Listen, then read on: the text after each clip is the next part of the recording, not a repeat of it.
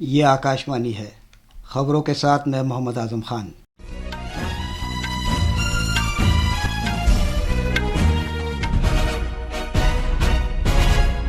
لوک سبھا انتخابات کے پہلے مرحلے کے لیے سبھی تیاریاں زور و شور سے جاری ہیں۔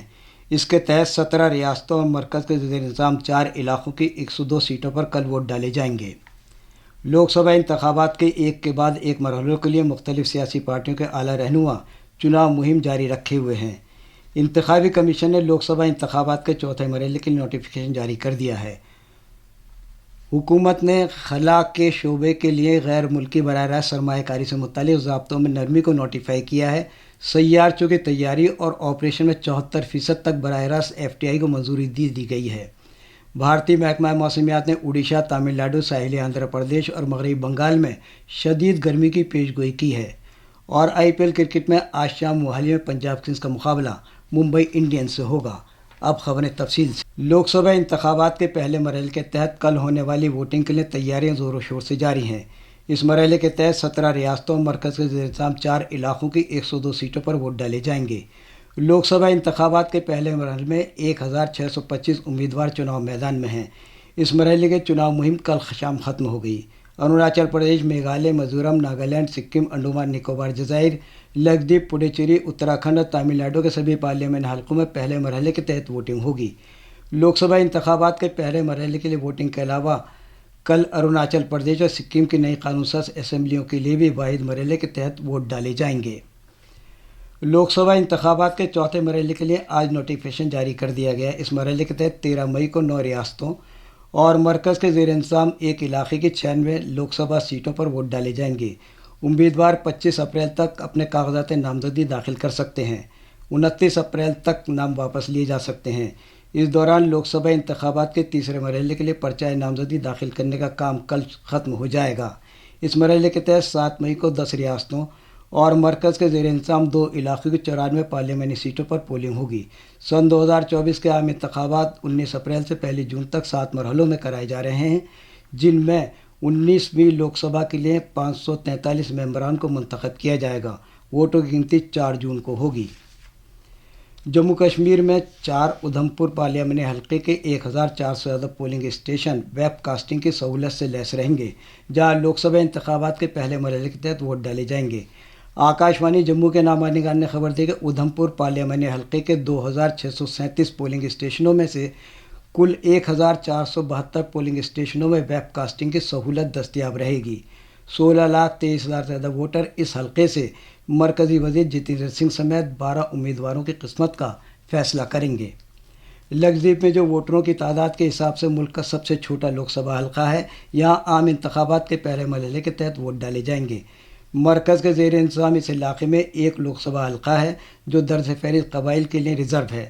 کل شام چناؤ مہم ختم ہونے کے بعد یہاں گھر گھر جا کر ذاتی طور پر ووٹروں سے ملنے کا سلسلہ جاری ہے۔ یہاں 4 امیدوار چناوی میدان میں ہیں، جن میں موجودہ رکن پارلیمنٹ اور NCP شرد پوار پارٹی کے امیدوار محمد فیصل، سابق ممبر پارلیمنٹ اور کانگریس پارٹی کے حمید اللہ سید، BJP کی حمایت یافتہ NCP اجیت پوار پارٹی کے امیدوار TP یوسف اور آزاد امیدوار کے کھویا شامل ہیں۔ مرکز کے زیر انتظام علاقے کے چیف انتخابی افسر نے مطلع کیا کہ مخصوص ضروریات کے حامل افراد کے لیے خصوصی سہولیات سمیت پولنگ اور سیکورٹی سے متعلق سبھی انتظامات کر لیے گئے ہیں۔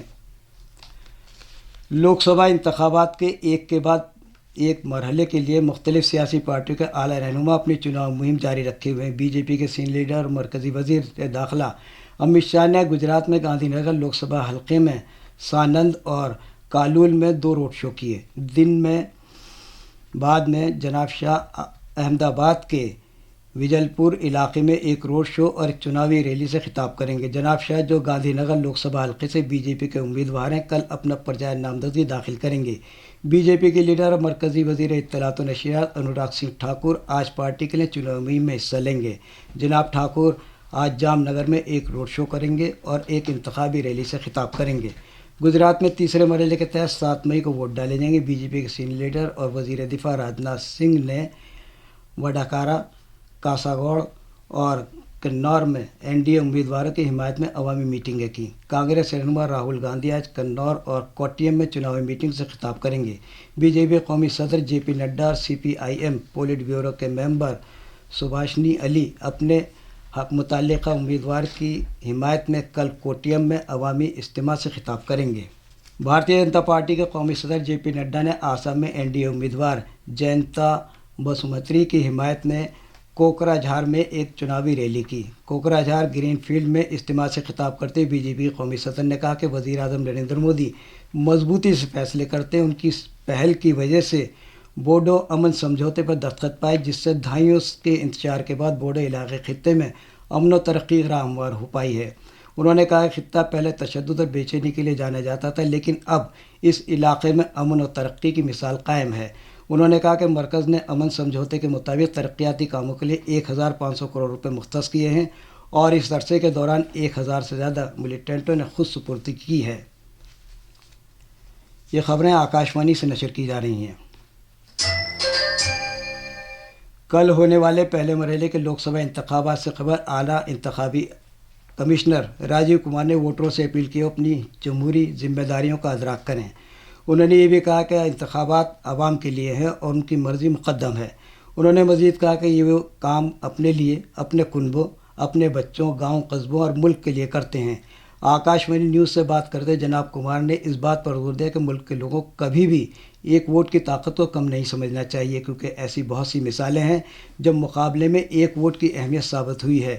انہوں نے کہا کہ بھارت میں خوش اسلوبی اور اعلیٰ معیار کے انتخابات کرائے جانے کا سہرا عوام کو جاتا ہے، جو اس میں دانش مندی اور جوش و خروش کے ساتھ حصہ لیتے ہیں۔